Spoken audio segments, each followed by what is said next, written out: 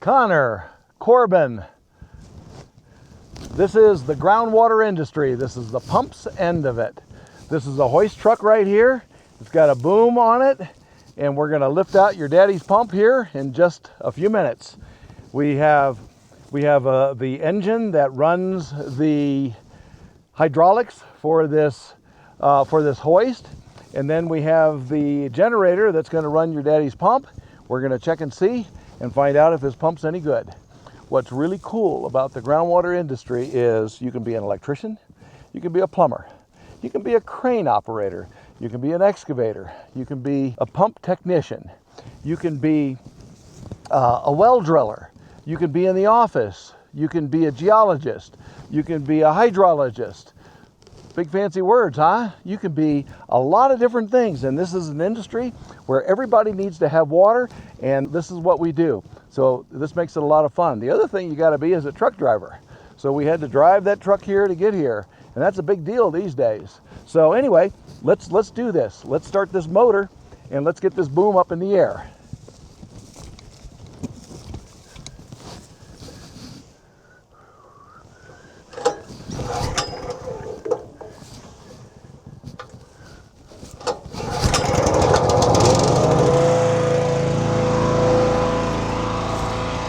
So now we're going to raise this boom up.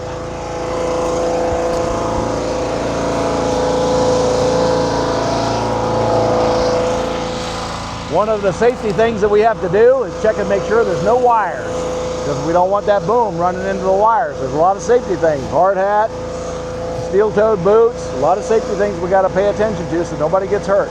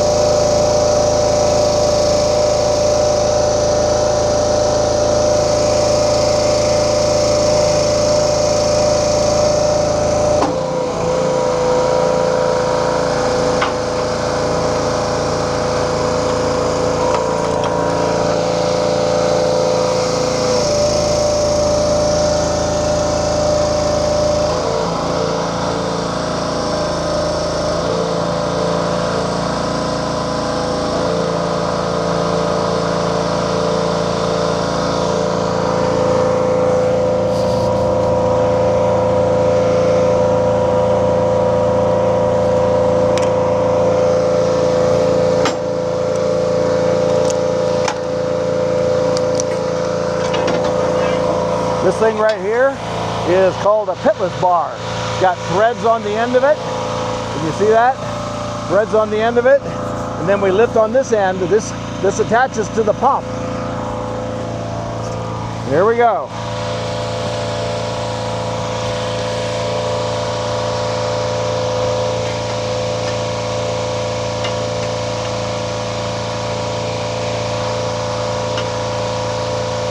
There we are. Got it in the threads.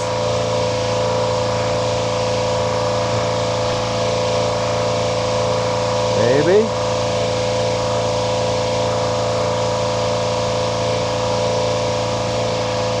All right, we're gonna have to go get a pipe wrench. Let's see here.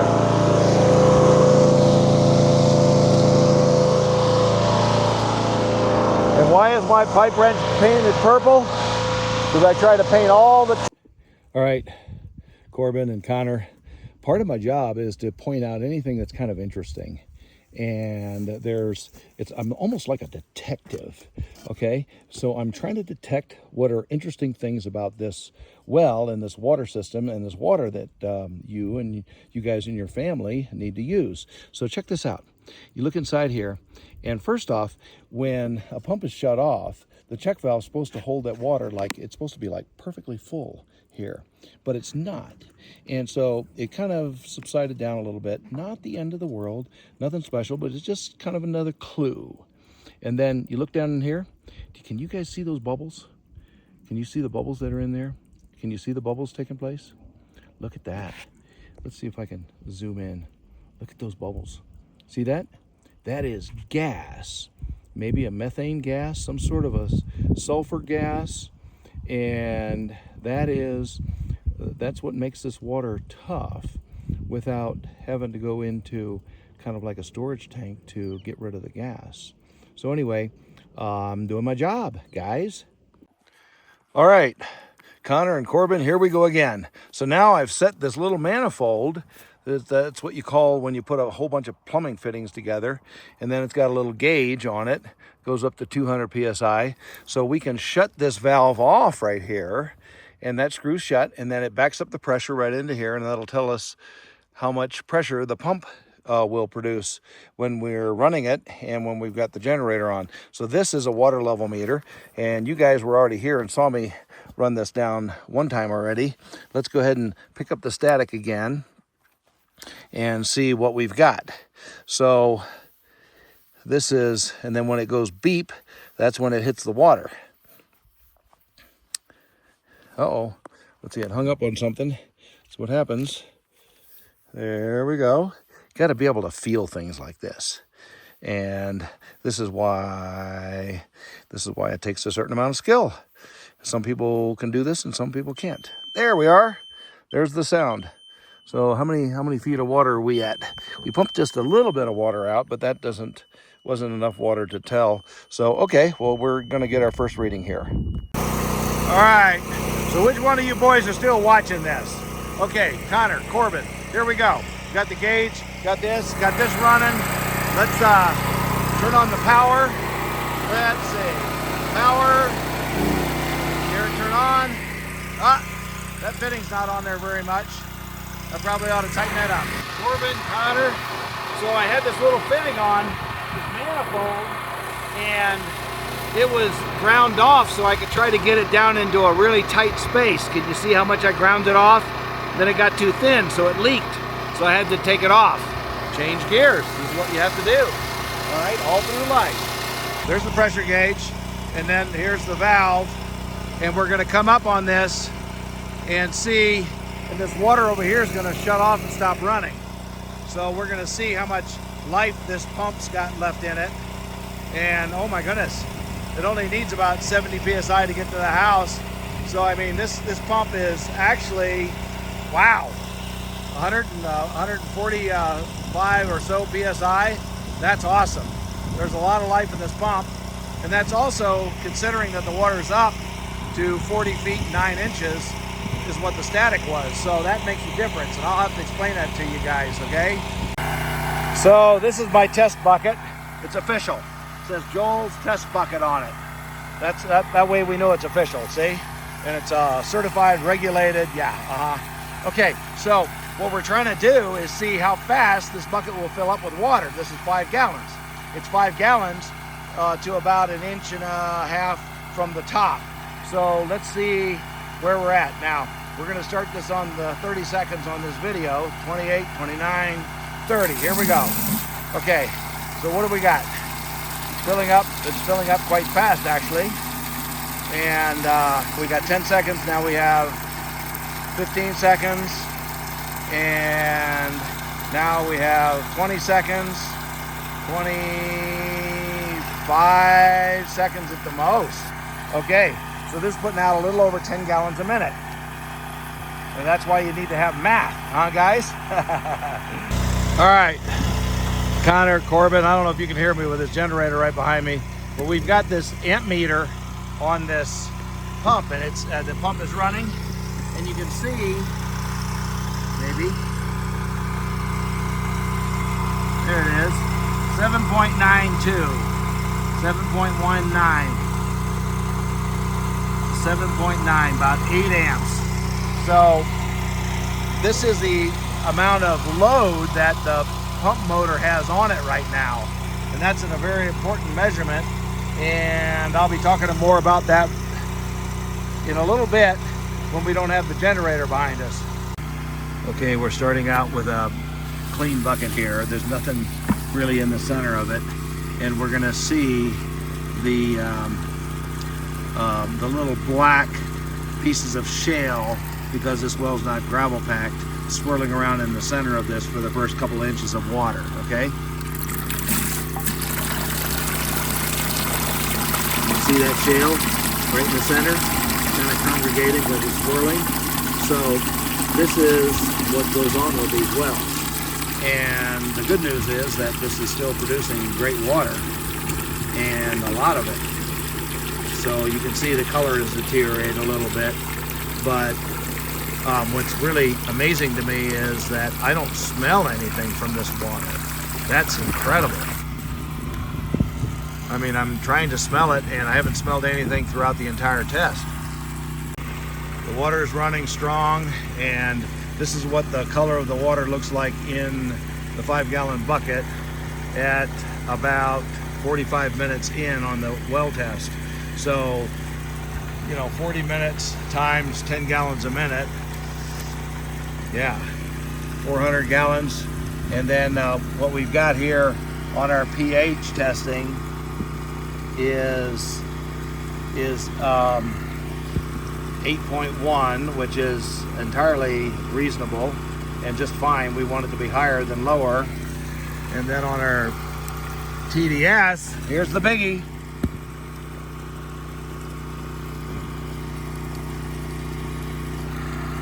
$1,530 TDS, parts per million, okay? And that's why this water's not used. But I think it should be. And you can use this, and you probably should use this. And we'll talk about this. So this is really interesting information. And with this well producing this kind of water, yeah, we can do something with this. So at 12:55, the water pulled down to the pump intake, and then this is actually what the well is producing now. So that's what we were looking for here, and we'll give it a few more minutes of run time, but the water's going to kind of come back and forth faster and slower, and I can squeeze it down with that valve a little bit to kind of even it out, but there's still enough water here to really do something with this water.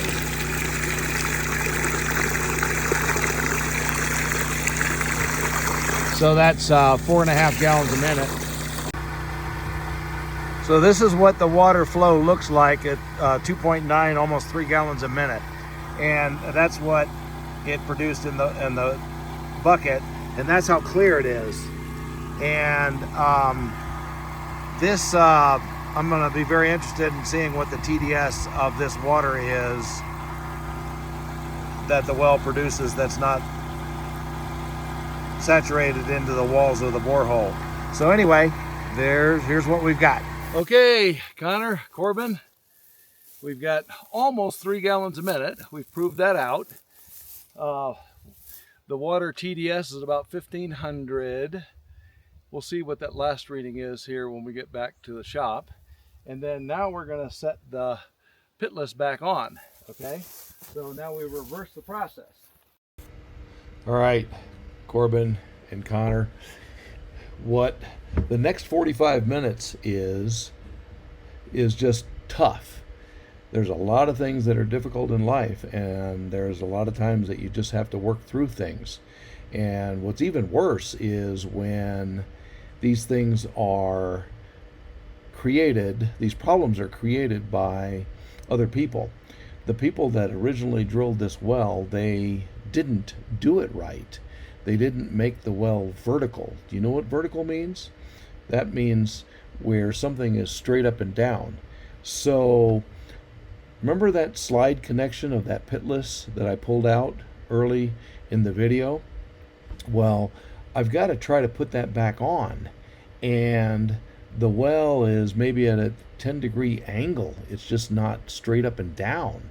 And so when I'm hanging the pipe that is supposed to connect inside of that pitless straight up and down, it didn't want to connect. And that's what I get to work on doing some pretty difficult things over the next 45 minutes in this video. So I don't know if you guys want to watch this whole thing, but you know, it was really hard for me to keep my temper. It was really hard for me not to think bad thoughts. It was really hard for me to just carry on, and I just wanted to kind of quit as as the time went on and just come back with a second person to give me a hand. But I finally got it, and so you know, you guys, you boys, when you're working through life and you're working through the math problems and you're doing your schoolwork and you're just having trouble, sometimes you just need to stay at it. And that's what this lesson is for the next period of time. I had to use a bunch of different weird tools, and I don't know if you want to watch all this or not, but I've got it here, and you can see me lifting up this hoist up and down. I'm lifting it down right now and putting it down, and it just won't get in. I had to tape the wire off to one side a couple different times, and what a fight. So anyway, that's the way it goes sometimes. And you know, when you don't do things properly the first time in life, then later on, kind of like downstream, if you will, it causes a lot of expense and effort. So the lesson on this whole thing is to try to do things properly the first time.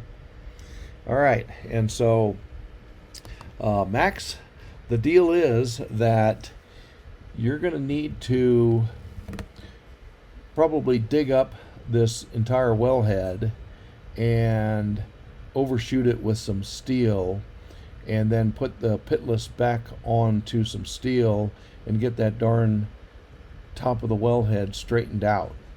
And that's what's going to need to happen if you're going to want to use this well. So we've got a lot of things to talk about, and I'm sure looking forward to getting with you guys. And so anyway, I'll let this run out, and I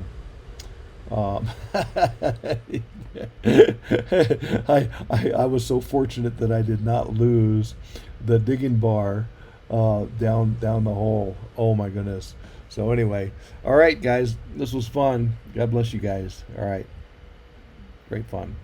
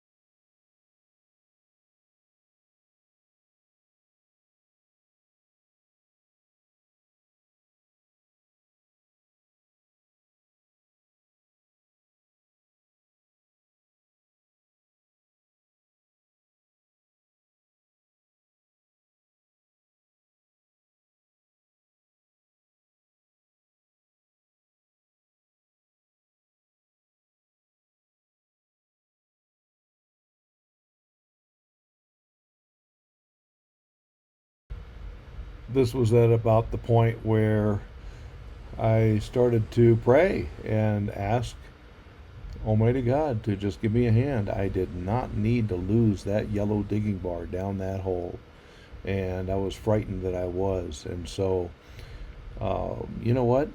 God will help us if we will just ask. And God also says that if we don't ask, we don't have. So I had a middle child, my middle daughter. She asked for everything, and man, she got more stuff. Oh my goodness, it was incredible.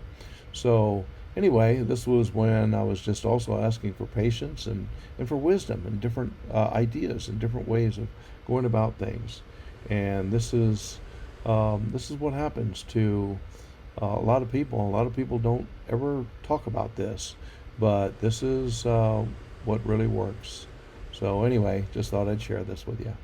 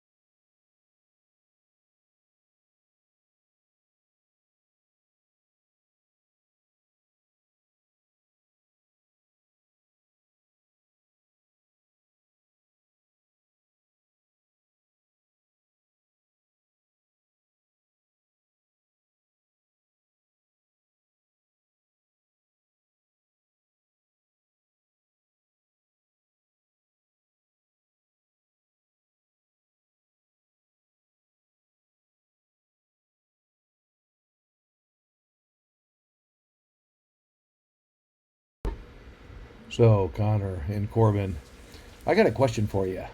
When you ask for something and you finally get it, do you say thank you? That's one of the really important concepts of life, is being grateful.